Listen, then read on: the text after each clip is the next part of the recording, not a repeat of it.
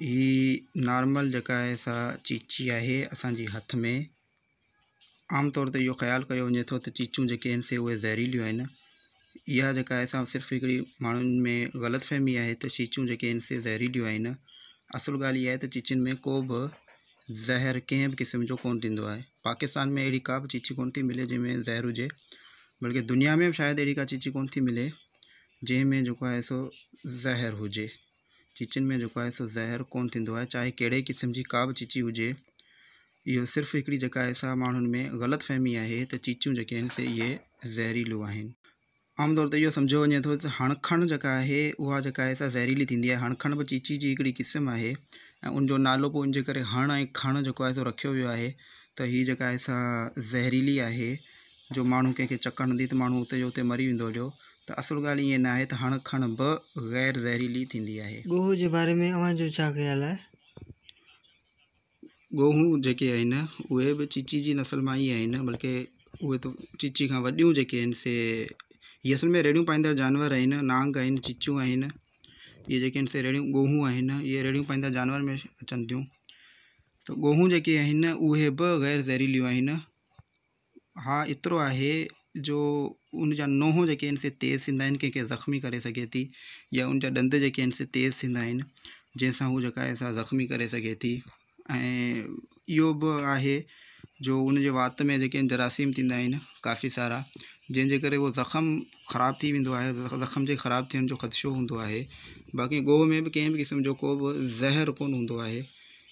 जेके बि क़िस्म आहिनि चीचियुनि जा, चाहे उहे गोहूं हुजनि, चाहे जेके आहिनि से सांडा हुजनि, चाहे ही चीचियूं हुजनि, घरेलू चीचियूं जेके बि आहिनि, कई क़िस्म इन्हनि जा बि आहिनि, को बि क़िस्म इन्हनि मां ज़हरीलो न आहे।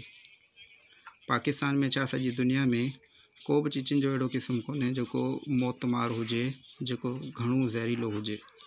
माण्हुनि खे नांगनि जे बारे में बि ग़लतफ़हमियूं आहिनि त नांग जिते बि ॾिसंदा आहिनि नांगनि खे मारे छॾींदा आहिनि, ऐं इन जे करे घणा जेके नांग जेके मुंहुं मोल ॾिठा आहिनि उहे घणे भाङे ग़ैर ज़हरीला आहिनि।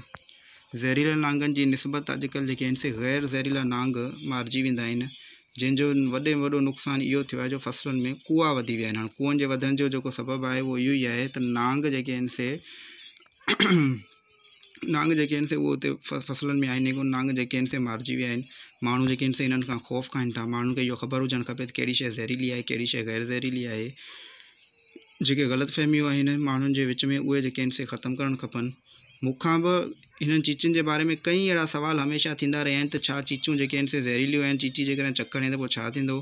काफ़ी सारा सुवाल मूंखां बि इन जे बारे में थींदा रहिया आहिनि, पर असुलु ॻाल्हि इहा आहे त चीची जेका आहे सा ग़ैर ज़हरीली आहे। हाणे हीउ ॾिसो, हिन मूंखे जेको आहे सो हिते बाइट बि कयो आहे, पर इन जे बाइट सां को फ़र्क़ु कोन्ह थो पए, छो त न त इन जे बाइट में उहा ताक़त आहे, न ई वरी जेको आहे सो हिनखे उहे ॾंद आहिनि या कुझु आहे या ज़हर आहे हिनखे जो हिन सां जेको आहे। ऐं वरी कोशिशि करियां थो हीउ ॿिए दफ़ा मूंखे जेको आहे सो बाइट करे।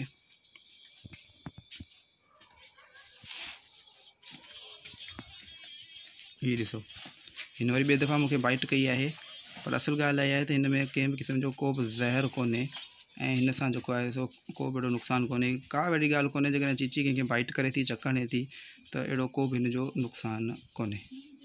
बाक़ी हिन जा ॾंद सन्हड़ा थींदा आहिनि।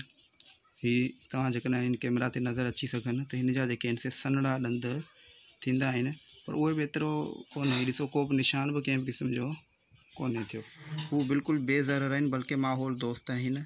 हीअ जेके आहिनि से जीत जड़ा जेके आहिनि से उन्हनि खे खाईंदियूं आहिनि, जंहिंजे करे जेके नुक़सानु पहुचाइण वारा जेके जीत आहिनि, बीमारियूं पहुचाइण वारा जेके जीत आहिनि, उन्हनि जो चङो ख़ासो सफ़ायो थी वेंदो आहे। त हीअ जेके आहिनि से फ़ाइदेमंद आहिनि। पास करी।